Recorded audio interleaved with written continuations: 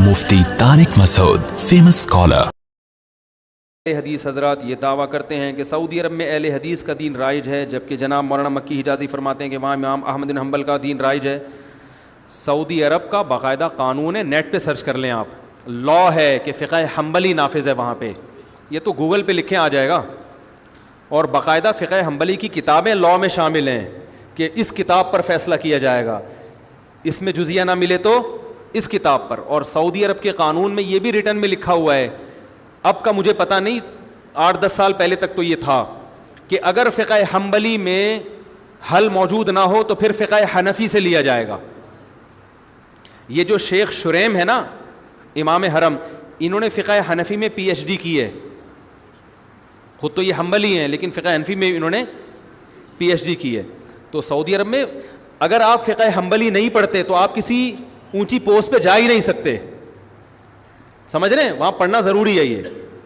تو وہاں کا جو سرکاری مذہب ہے، ابھی جو بادشاہ گزرے ہیں سعودی عرب کے، شاہ عبداللہ گزرے ہیں، کون سے یار جن کا انتقال ہو گیا، انہوں نے باقاعدہ اناؤنسمنٹ کی تھی، اعلان کیا تھا کہ یہ زیادہ پرانی بات نہیں ہے، 8-10 سال پرانی بات ہے، باقاعدہ اناؤنسمنٹ ہوئی تھی ان کی طرف سے سرکاری سطح پہ کہ ہمارا جو مذہب ہے جو سعودی عرب میں رائج ہے وہ فقہ حنبلی ہے. یہ اناؤنسمنٹ باقاعدہ ہوئی تھی. تو میں نے خود سعودی عرب میں حرم میں وہاں کے علماء کے فقہی مجالس اٹینڈ کی ہیں. ایک تو ہوتا ہے نا قرآن و سنت پہ درس تفسیر، جیسے بھی ہمارا یہ درس چل رہا ہے. ایک ہوتا ہے جو لا پڑھایا جاتا ہے نا، تو میں نے خود حرم میں بیت اللہ کے سامنے درس اٹینڈ کیے ہیں. فقہ حنبلی کی کتابیں باقاعدہ پڑھائی جا رہی ہیں وہاں پہ، سمجھ رہے ہیں؟ تو ہاں بعض چیزوں میں فقہ حنبلی سے خروج کرتے ہیں، تو وہ تو ہم بھی بعض چیزوں میں فقہ حنفی کو چھوڑ دیتے ہیں. وہ تو اصول اور آداب ہر مسلک میں ہوتے ہیں کہ کن چیزوں میں آپ جو ہے وہ آپ مسلک سے خروج اختیار کر سکتے ہیں. باقی فقہ حنبلی رائج ہے اور وہ خلاف فقہ حنفی کے بھی نہیں ہے. یہ جو امام شیبی ہیں جو جن کے ہاتھ میں بیت اللہ کی چابیاں ہیں، ان کے قبیلے کے بارے میں رسول اللہ صلی اللہ علیہ وسلم نے ارشاد فرمایا تھا کہ کوئی ظالم ہوگا جو تم سے بیت اللہ کی چابیاں لے گا. تو نبی صلی اللہ علیہ وسلم کے دور سے اب تک انہی کے خاندان میں بیت اللہ کی چابیاں ہیں، نبی کے دور سے. اور عجیب بات آپ کو بتاؤں کہ ان کے پاس لوگ امام مہدی علیہ السلام کے لیے لوگ امانتیں رکھواتے ہیں، کیونکہ حدیث میں آتا ہے کہ قیامت تک بیت اللہ کی چابیاں انہی کے پاس رہیں گی، کوئی جو لے گا ان سے تو ظالم ہوگا. تو اس میں علماء کہتے ہیں یہ تو ثابت ہو گیا کہ کوئی اور قبیلہ قیامت تک رہے نہ رہے، یہ قبیلہ بہرحال رہے گا. تو اب بہت سے لوگوں نے ماضی میں اس قبیلے کے پاس امانتیں رکھوائی ہیں، پیسے رکھوائے ہیں، زیورات رکھوائے ہیں کہ آپ نے اس وقت تک آپ کے قبیلے نے رہنا ہے جب حضرت مہدی آئیں گے، تو یہ امانتیں آپ ان کے سپرد کر دینا. تو ابھی بھی جن کے ہاتھ میں، اور میرے لیے یہ سعادت کہ میں شو مارنے کا عادی نہیں ہوں، وہ میں نے ویڈیو کلپ بھی نہیں بنایا اس کا، جب مجھے بیت اللہ کا غلاف پیش کیا گیا تھا ان کی طرف سے، تو وہ جنہوں نے پیش کیا انہوں نے کلپ بنا کے یوٹیوب پہ ڈالا، لیکن میں نے اپنے چینل سے ابھی تک وہ ویڈیو کلپ نہیں ڈالا. لیکن اب بات چل پڑی تو میں بتاتا ہوں، ان کی طرف سے جو بیت اللہ کی چابیاں جن کے پاس ہیں، مجھے الحمدللہ باقاعدہ بیت اللہ کا غلاف ہدیے کے طور پر پیش کیا ہے. اور وہ حنفی ہیں، اس لیے نہیں انہوں نے دیا کہ وہ حنفی، اسلام میں حنفی شافی کی بیس پر پروٹوکول نہیں ہے. میں تو صرف یہ بتانے کے لیے کہ یہ جو پروپیگنڈا کیا جاتا ہے نا کہ سعودی عرب والے وہ مذاہب اربعہ کو نہیں مانتے، چاروں فقہ کو نہیں مانتے، جو ان فقہ کو فالو کرتے ہیں ان کو غلط سمجھتے ہیں، تو یہ غلط قسم کا پروپیگنڈا ہے. وہ چاروں فقہ کو مانتے ہیں، چاروں فقہ کے فالوورز وہاں پہ بڑی بڑی پوسٹوں پر موجود ہیں. مدینہ یونیورسٹی کے جو ابھی پرنسپل تھے چند سال پہلے تک وہ حنفی تھے. انہوں نے کوئی سعودیہ کی پالیسی کے خلاف کوئی بیان دے دیا تھا جس کی وجہ سے ان کو معزول کر دیا. تو اس بیس پہ نہیں کہ یہ حنفی ہیں، بلکہ اس بیس پر انہوں نے سعودی حکومت کی پالیسی کے خلاف بیان دے دیا تھا. تو وہاں یہ فرق نہیں ہے کہ آپ حنفی ہو یا شافی ہو یا حنفی ہو یا مالکی ہو یا حنبلی. اس سے ان کے ہاں یہ مسائل کہاں ہیں؟ ہمارے ہاں ہیں کہ جو فقہ حنفی کو فالو کر رہا ہے وہ اندھا مقلد ہے، وہ جنت میں نہیں جائے گا، ہم صرف قرآن و حدیث کو مانتے ہیں. یہ وہاں اہل حدیث بھی ہیں اور اچھی پوسٹوں پر ہیں. تو یہ فرقواریت، یہ عذاب یہاں پر ہے. تو اہل حدیث بھی وہاں بڑی اچھی اچھی پوسٹوں پر ہیں. لیکن سعودی عرب کا جو سرکاری مذہب ہے وہ بہرحال فقہ حنبلی ہے. اور علماء حرم وہ بھی حنبلی فقہ کو فالو کرتے ہیں. میں نے تو ان کی تحریریں پڑھی ہیں ائمہ حرم کی کہ انہوں نے باقاعدہ ریٹن میں لکھا ہے کہ ہم فقہ حنبلی کو فالو کرتے ہیں. اور سعودی عرب میں جو انقلاب آیا محمد ابن عبد الوہاب, جن کی وجہ سے دنیا ان کو وہابی کہتی ہے نا, محمدی تو کہہ نہیں سکتی تھی تو ابا کے کھاتے میں ڈال کے وہابی کہنا شروع کر دیا. محمد ابن عبد الوہاب جو ہے, جن کو سارے عرب فالو کرتے ہیں, ان کے جو بیٹے ہیں نا, انہوں نے اپنے والد کے عقائد بیان کیے ہیں. اس میں صاف طور پر لکھا ہے کہ ہم فقہ حنبلی کو فالو کرتے ہیں اور ہم نے پانچواں کوئی مسلک نہیں نکالا. اور محمد ابن عبد الوہاب, میرے پاس یہ سارے تحریریں ثبوت کے ساتھ موجود ہیں, چونکہ یہ سوال تو اچانک آ گیا نا, تو ان کے حوالوں کے ساتھ موجود ہیں. ان سے کسی نے سوال پوچھا محمد ابن عبد الوہاب سے حرم میں کہ کیا آپ نے کوئی پانچواں مسلک نکالا ہے؟ انہوں نے جواب دیا کہ ہم نے کوئی پانچواں مسلک نہیں نکالا. اہل سنت والجماعت کے جو 4 مکاتب فکر ہیں, حنفی, مالکی, شافعی, حنبلی, ہم انہی کو فالو کرتے ہیں. آئی بات سمجھ میں؟ اور اس میں ہم فقہ حنبلی کو فالو کرتے ہیں, اور ہم ان تینوں کو, چاروں کو برحق سمجھتے ہیں. یہاں تک کہ ان کے جو بیٹے ہیں نا محمد عبد الوہاب کے, ان کے فتاوی میں یہ بات لکھی ہے, انہوں نے کہا کہ ہم ابن تیمیہ رحمہ اللہ تعالیٰ کو مقتدی اور رہبر سمجھتے ہیں, مگر ابن تیمیہ نے چاروں مذاہب کے خلاف اگر کوئی فتویٰ دیا ہے تو ہم اس میں ابن تیمیہ کو فالو نہیں کرتے. اس میں انہوں نے یہ بات بھی لکھی ہے کہ 3 طلاق کا مسئلہ چونکہ چاروں فقہا کے خلاف ہے ابن تیمیہ کا, اس مسئلے میں ہم نے ابن تیمیہ کی رائے کو مسترد کر دیا ہے. نہیں آ رہی بات سمجھ میں؟ تو یہ محمد ابن عبد الوہاب کا بھی بیان میں نے بیان کیا آپ کو, جو میرے پاس حوالوں کے ساتھ موجود ہے. نہیں تو آپ نیٹ پہ سرچ کریں, آ جائے گا. آج کل تو گوگل پہ لکھو, بہت سی چیزیں نکل آتی ہیں. تو یہ الفاظ نیٹ پہ سرچ کریں, وَلَا نُنْكِرُ أَحَدًا مَنْ قَلَّدَ أَحَدًا مِنَ الْمَذَاهِبِ الْأَرْبَعَةِ, کہ ان چاروں, یہ محمد بن عبد الوہاب کا بیان ہے رحمہ اللہ, کہ ہم کسی ایسے شخص پر رد نہیں کرتے جو چاروں مذاہب میں سے کسی ایک کی تقلید کرتا ہے. یہ نیٹ پہ گوگل پہ آپ الفاظ لکھ لیں, ٹھیک ہے, لا ننکر احدا من قلد احدا من المذاہب الاربعہ, گوگل پہ لکھیں گے, یہ ان کی ورڈنگ انشاءاللہ آ جائے گی. تو اور یہ بھی ہو سکتا ہے نہیں آئے تو مزید ریسرچ کریں, آپ مزید تحقیق کریں, کیونکہ بعض دفعہ یہ الفاظ کسی اور کے بھی کہے ہوئے ہوتے ہیں نا, تو کسی اور کے نام سے آ جائے گی پھر وہ. تو محمد بن عبد الوہاب وہ بھی حنبلی تھے, ان کے بیٹے نے تو باقاعدہ کتاب لکھی ہے کہ جو چاروں مذاہب میں سے کسی ایک کی تقلید کرتا ہے, تقلید کے الفاظ ہیں, ہم اس پر رد نہیں کرتے اور ہم فقہ حنبلی کو فالو کرتے ہیں. ابن تیمیہ رحمہ اللہ کو عرب لوگ بہت زیادہ مانتے ہیں, تو انہوں نے کہا ہم ابن تیمیہ کے فالوورز ہیں, لیکن ابن تیمیہ رحمہ اللہ نے چاروں فقہ کے خلاف اگر کوئی بات کی ہے تو ہم اس میں ابن تیمیہ کے قول کو رد کر دیتے ہیں. پھر انہوں نے 3 طلاق کی مثال بھی دی ہے. انہوں نے, سمجھ رہے ہیں کہ نہیں سمجھ رہے؟ یہ ہے.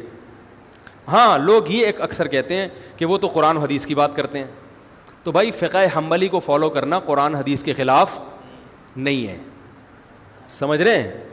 ایک عرب عالم سے کسی نے پوچھا کہ آپ دلیل کو فالو کیوں نہیں کر رہے, آپ نے جو قانون نافذ کیا ہے کہ فقہ حنبلی پر فتویٰ دیا جائے گا, دلیل کو فالو کیوں نہیں کر رہے؟ تو انہوں نے کہا کہ اس کا مطلب ہے کہ امام احمد بن حنبل نے دلیل کو فالو نہیں کیا تھا. یعنی جب بھائی دلائل تو چاروں نے دلیل کو فالو کیا ہے, لیکن جب ان کے فالو کرنے کے بعد ان کا اختلاف ہوا تو کسی ایک کو تو ترجیح دینی پڑے گی نا. یا تو آپ جج پہ چھوڑ دیں, تو جج میں تو ہر طرح کے لوگ آتے ہیں, وہ کبھی کسی چیز کو ترجیح دے دے گا, کبھی کسی چیز, کبھی اس کا اپنا مفاد بھی ہوگا. تو قانون کے میں ایک دائرہ کار میں لانا پڑتا ہے کسی کو. ہاں, بہت سے سعودی عرب کی عدالت کے فیصلے ہیں جس میں, بہت سے تو نہیں کہوں گا, بعض فیصلوں میں انہوں نے فقہ حنبلی سے خروج کیا ہے, وہ زمانے کے لحاظ سے, ضرورت کے لحاظ سے, تو وہ ہم بھی کرتے ہیں. تو ہم نے بھی بعض فتاوی ایسے ہیں ہمارے مدارس سے دیے جاتے ہیں جس میں فقہ حنفی سے خروج کیا, فقہ حنفی کو اس میں چھوڑا ہے انہوں نے. لیکن بالکل ہم کہتے ہیں آزاد ہو جاؤ, تو پھر قرآن و حدیث کا لیبل لگا کے آپ اگر خود سے ہر آدمی کو تحقیق کی اجازت دیں گے, اور پیچیدہ مسائل میں جن میں علماء کا اختلاف ہے, تو پھر تو یہ فرقواریت اتنی بڑھے گی, ہر آدمی ایک نیا فتویٰ لا رہا ہے. آپ دیکھ لو نا, طلاق کوئی دے کر آئے, ادھر جاؤ تو ادھر سے الگ فتویٰ مل رہا ہے, ادھر جاؤ تو ادھر سے الگ فتویٰ مل رہا ہے, اس کی قرآن حدیث کی تحقیق الگ ہے, اس کی تحقیق غامدی صاحب کے پاس چلے جاؤ گے, وہ بالکل ہی ایک مارکیٹ میں قرآن حدیث کی روشنی میں نئی تحقیق لے کر آ رہے ہوں. آپ کہہ سکتے ہیں کہ ان کی تحقیق غلط ہوتی ہے, لیکن عامی آدمی کو غلط لگتی نہیں ہے. وہ بات ہے عامی آدمی کی, وہ کیا کرے گا, تو اس کو پابند بنانا پڑتا ہے کسی ایک فقہ کا. باقی اہل حدیث حضرات بھی بہت کثرت سے ہیں وہاں پہ. اس کی چند وجوہات ہیں. اس کی وجہ یہ ہے کہ ہمارے حضرت مفتی رشید احمد صاحب رحمہ اللہ تعالیٰ یہ بات فرمایا کرتے تھے, جو اب پتہ نہیں نیٹ پہ کوئی الگ سے ہی مصیبت نہ کھڑی ہو جائے, لیکن اللہ کرے نہ کھڑی ہو, بھائی بات تو غلط نہیں ہے اور اس میں کسی کی میں برائی نہیں کر رہا. ہمارے فرمایا کرتے تھے کہ جو غیر مقلد حضرات ہیں, ایک خرابی ان میں ہے, وہ ٹھیک ہو جائے تو معاملہ بہت سیٹ ہو جائے گا, اور ایک خرابی مقلدین میں ہے جو مذاہب اربعہ کو فالو کرتے ہیں, حنفی شافعی, وہ خرابی ان میں ٹھیک ہو جائے تو یہ بہت اچھے ہو جائیں گے. فرمایا کہ حنفیوں میں جو ہمارے یہاں فقہ رائج ہے, بدعتیوں کی کثرت ہے اور بدعات کی کثرت ہے, اور غیر مقلدین میں کم علمی کی کثرت ہے. ریسرچ آدھی ہوتی ہے لیکن اس کو کل سمجھ رہے ہوتے ہیں. تو یہ دو خرابیاں ختم ہو جائیں, ادھر علم کا لیول تجھ کیا ہو جائے, بڑھ جائے. کیونکہ جب علم آئے گا نا تو پھر عالم کو پتہ ہوتا ہے کہ بھائی اس مسئلے میں یقینی طور پر رائے قائم نہیں کر سکتا. اس میں وہ دوسرے کی رائے کا احترام کرنا سیکھ جائے گا کہ بھائی اس میں یہ قول بھی ہے. بات آ رہی ہے سمجھ میں؟ جیسے فقہائے کرام ایک دوسرے کا احترام کرتے تھے اختلاف کے باوجود کہ بھائی اس میں ان کی بھی دلیل ہے, بالکل اس کو کلعدم نہیں قرار دے سکتے ہم. ہمارے ہاں اہل حدیث حضرات, سب نہیں ہوں گے ایسے, بہت سے اہل حدیث حضرات کیا کرتے ہیں, ان کو جو حدیث مل گئی نا اور ان کی جو سمجھ میں آ رہا ہے اس کا مطلب, وہ سب پہ مسلط کرنا چاہتے ہیں کہ بس یہی ہے, اس کے علاوہ کچھ نہیں ہے, اور پھر وہ دوسرے پر الزام کہ تم غلط کہہ رہے ہو, تم حدیث کے منکر ہو. جب آپ کا علم زیادہ ہوگا نا تو آپ کا ظرف بڑا ہو جائے گا. آپ کہو گے نہیں بھائی اس کے قول کی بھی ایک جہت اور اس کے قول کی بھی ایک دلیل ہے, جس کی وجہ سے یہ مسئلہ کیا بن گیا, اختلافی, تو آپ کا ظرف بڑا ہو جائے گا. تو غیر مقلدین جن کو کہا جاتا ہے, جو اہل حدیث حضرات ہیں, ان کا مسئلہ یہ ہے کہ ان میں سے اکثر لوگ علم سے فارغ ہوتے ہیں, چند حدیثیں وہ بھی اردو میں پڑھ کر فتویٰ لگانا شروع کر دیتے ہیں. ان کو اس کی اصلاح کی ضرورت ہے. اور حنفیوں میں بڑی مصیبت یہ ہے کہ ہر بدعت امام ابو حنیفہ کے کھاتے میں, بولو بھائی, ڈالی گئی. بدعت بہت ملیں گی آپ کو, اور یہ دیوبندیوں میں بھی ملیں گی. جب ان سے بولو بھائی اس کی دلیل کیا ہے, تو سب تو ایسے نہیں ہوتے, سب تو ظاہر ہے ہر جگہ اچھے بھی, میں تو چھوٹا منہ بڑی بات ہو جائے گی نا, میں بڑے عالم سے سنی ہے میں نے یہ بات. تو وہ جب دلیل سے بات کرو, بعض لوگوں کی عادت ہم نے یہ دیکھی ہے, تو وہ حضرت دامت جی نے یہ فرمایا, دامت برکاتہ نے یہ فرمایا, حضرت والا نے یہ فرمایا, تو حضرت جی نے فرمایا. تو عامی آدمی یہ کہتا ہوا تو سمجھ میں آتا ہے, لیکن کوئی عالم کو تو چاہیے بھائی آپ تو کم از کم کوئی دلیل پیش کریں نا اس کی. تو بہت ساری بدعتیں رائج ہو چکی ہیں, لیکن پھر وہ فقہ حنفی کے کھاتے میں ڈال دیتے ہیں کہ ہم حنفی فقہ کو فالو کرتے ہیں, اور فقہ حنفی میں ایسے ہے. فقہ حنفی میں حالانکہ وہ ایسا, امام حنیفہ نے نہ ایسا کہا ہوتا ہے, نہ ان کی کوئی ایسی رائے ہوتی ہے, نہ ان کے شاگردوں نے, نہ مجتہدین سے کچھ منقول ہوتا ہے. تو ہمارے حضرت فرمایا کرتے تھے کہ تقلید کی جاتی ہے مجتہد کی. اب یہ نہیں کہ جو بات کہہ دے وہ پتھر پہ لکیر بن گئی, آپ نے صرف اس لیے ماننا ہے کہ وہ ہمارے حضرت جی نے کہی ہے, ایسا نہیں ہے. تو مقلدین میں بدعت کی بیماری زیادہ ہے, اور اہل حدیث اکثر بدعات سے بچے ہوئے ہوتے ہیں. اکثر میں نے دیکھا ہے کہ وہ بدعت سے دور ہوتے ہیں, ان میں بہرحال یہ خوبی ہے. تو سعودی عرب میں چونکہ عربوں کا مزاج ہے کہ وہ بدعت کو نہیں مانتے, وہ بدعت سے بہت دور ہیں. تو اہل حدیث حضرات جو سعودی عرب میں اتنے زیادہ ہیں, وہ اس لیے نہیں کہ چاروں مذاہب کو نہیں مانتے, اگر وہ یہ بات کریں گے تو وہ سعودی عرب میں ان کو جگہ نہیں ملے گی. وہ اس لیے کہ خاص طور پر سعودی عرب میں جو اہل حدیث ہیں وہ بدعت سے, بولو بھائی, بہت دور ہیں. تو بدعت سے تو ہم سب کو دور رہنا چاہیے بھائی. بہت ساری چیزیں ہم نے امام حنیفہ کے کھاتے میں ڈال دی ہیں, بہت ساری چیزیں ہم نے فقہ حنفی کے کھاتے میں ڈال دی ہیں, بہت ساری چیزیں ہم نے رسول اللہ صلی اللہ علیہ وسلم کی طرف منسوب کر دی ہیں. عرب اس کا بڑا خیال کرتے ہیں, حدیث صحیح ہونی چاہیے. ہمارے ہاں ایک بڑی مصیبت یہ بھی ہے کہ ہمارے ہاں جو واعظین ہیں دیوبندی حضرات میں یا حنفی حضرات میں, ان میں بھی بہت سے واعظین بیان کے دوران صحیح اور ضعیف حدیث میں فرق نہیں کرتے. واقعات میں اس کا خیال نہیں کیا جاتا یہ مستند ہے بھی کہ نہیں ہے, اس کا سے بھی بڑا امیج دنیا میں خراب جاتا ہے. تو جب کہ اہل حدیث حضرات اس کا اہتمام, جو جہاں تک مجھے معلومات ہے, وہ کرتے ہیں. تو کہ وہ حدیث کی بہرحال کوشش کرتے ہیں کہ صحیح ہو. آگے وہ حدیث سے مطلب جو کشید رہے ہوتے ہیں ان میں میری رائے کے مطابق گڑبڑ کر جاتے ہیں. اور دوسری بات یہ کہ وہ والی حدیث دیکھ رہے ہوتے ہیں, اس کے اپوزٹ دوسری بھی ہوتی ہے, وہ بسا اوقات ان کی نظروں سے اوجھل ہوتی ہے. پھر دوسرا, کوئی اصول نہیں ہے. سب سے پہلے تو مسائل استنباط کے کوئی اصول اور ضابطے تو ہوں نا. تو اس کی وجہ سے میں تو بہرحال فقہ حنفی ہی کو فالو کرتا ہوں اور اسی کو ترجیح دیتا ہوں, کیونکہ یہ اس کی کیا وجوہات ہیں پھر بیان لمبا ہو جائے گا. لیکن اگر کوئی اہل حدیث بھی ہے, علم میں مضبوط ہے, تو وہ بھی اہل سنت میں داخل ہے. تو ہر فقہ کی اچھی چیز کو لے لینی چاہیے. بدعت سے اجتناب آپ لیں ان لوگوں سے. اور ہمارے ہاں جو مزار پر, ٹھیک ہے ہمارے یہاں علماء میں نہیں ہیں یہ چیزیں, جو اچھے مستند علماء ہیں نا, بڑے علماء, ان میں بدعت نہیں ہے. لیکن کثرت تو ہم جیسے نالائقوں کی ہے نا. عامی آدمی تو وہ تو عام لوگوں کو دیکھے گا نا, وہاں تو سب کچھ چل رہا ہے, لائٹیں بند کر کے اجتماعی ذکر کی محفلیں پوری ابتدائی ہوتی ہے, لاؤڈ اسپیکر پہ اعلان ہوتا ہے 3:05 پہ باقاعدہ ذکر کرایا جائے گا. میں پوچھتا ہوں یہ کہاں سے ثابت ہے بھائی؟ ایک تو ہوتا ہے نا کوئی پیر صاحب اپنے مریدوں کو جمع کر لیں تربیت کے لیے, ان کو ذکر کرواتے ہیں, وہ تو ٹریننگ ہے, چلو جی ذکر کی عادت ڈال لیں گے. لیکن لاؤڈ اسپیکر پہ اعلان کر کے کہ خانقاہ میں اتنے منٹ پہ ذکر ہوگا, وہ تمام حضرات محلے والے بھی آ رہے ہیں اس میں, تو یہ اجتماع تو بدعت ہے بھائی. اس کا کہاں سے ثبوت ہے؟ تو یہ بہت ساری اس قسم کی اور بھی چیزیں ہیں. تو وہ پھر چیزیں جب آپ کے پاس آئیں گی تو پھر چیزیں تو آپ کو چیزیں تو آپ کو اپنے دین سے نکالنی پڑیں گی بھائی. قرآن و سنت کو فالو کرو سیدھا سیدھا. ایک صاحب میرے پاس آئے, کہنے لگے یہ قبر پہ بیٹھ کے مراقبہ کرتا ہوں میں اور وہ فیض حاصل کرتا ہوں, کنیکشن ملاتا ہوں. میں نے کہا سیدھا سیدھا جا کسی زندہ بزرگ سے جا کے, زندہ ختم ہو گئے ہیں, مارکیٹ سے شارٹ ہو گئے ہیں کیا؟